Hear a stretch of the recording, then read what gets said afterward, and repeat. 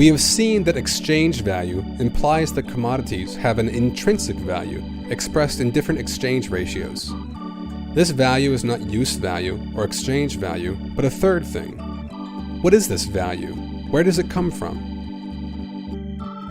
Marx argues that it is the labor time that society devotes to the production of these commodities that accounts for this underlying value. Commodities that take more labor to create have more value than ones that take less labor. As labor becomes more productive, as it becomes easier to produce things, their value falls. But what is Marx's justification for choosing labor as this third thing? There are lots of properties common to all commodities, besides the fact that they are products of labor. Marx could just as easily have said scarcity or utility were this third thing. This, of course, is the approach taken by marginal utility theory, which argues that it is our subjective desires for commodities in relation to their scarcity that determines their value. Why is it that Marx doesn't take this route? For one, scarcity and utility cannot be understood without reference to labor. The amount of a commodity that exists at any point in time is clearly related to the amount of labor that has been devoted to producing that commodity.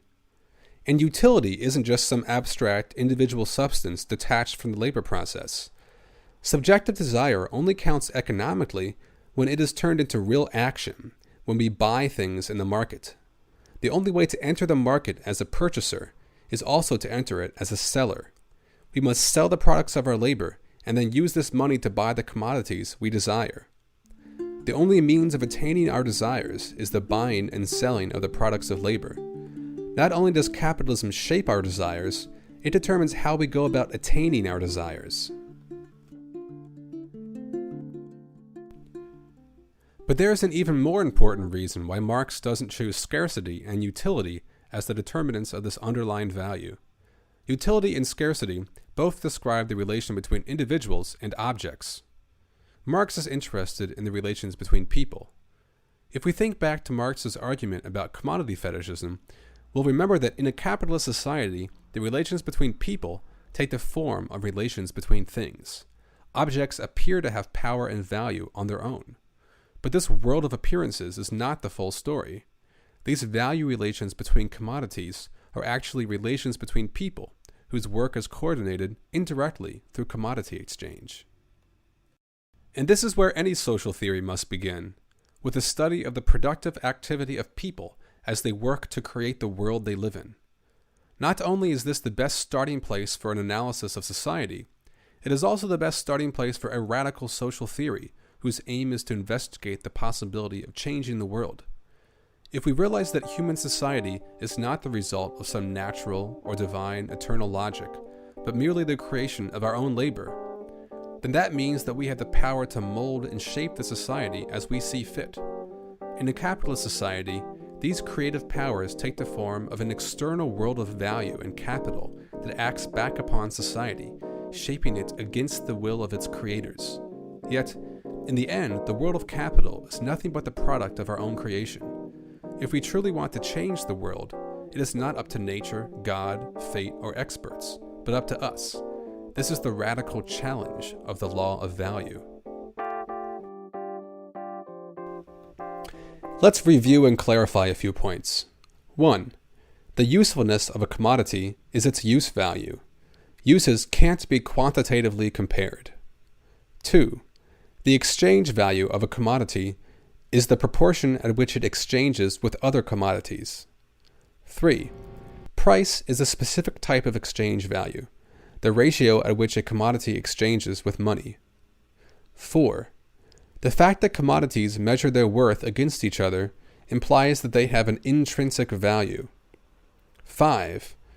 This intrinsic value is not a physical thing, nor is it magically bestowed upon commodities. It is not a timeless trait existing for all products of labor everywhere.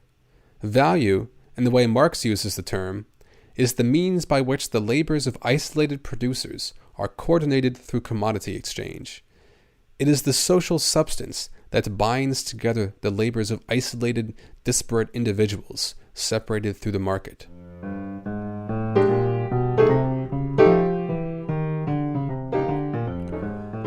We notice then that value and price are not the same thing. The value of a sandwich may be 1 hour of labor, yet we don't see this 1 hour when we buy a sandwich. All we see is price. Prices are just the exchange value of commodities measured in money. The only way we see value is indirectly through these quantitative relations between commodities. Though value and price are indirectly linked, their connection is still strong. If demand rises suddenly, causing the price of sandwiches to rise, this will trigger an inflow of sandwich-making labor to meet demand. And once supply and demand have balanced, price falls back down to meet value. If the productivity of sandwich making rises, the time it takes to make a sandwich falls, the supply rises, and the price falls.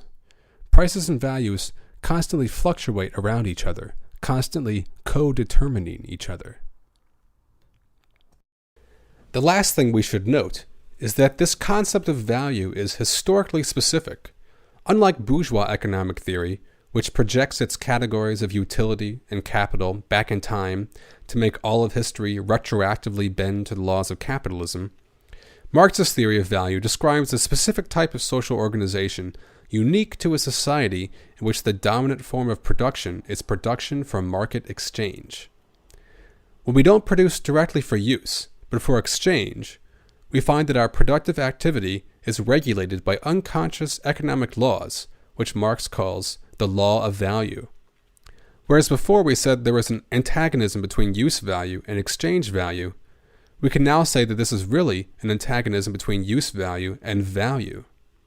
As long as production is production to produce values instead of uses, we will have to deal with the social antagonisms that spring from this contradiction.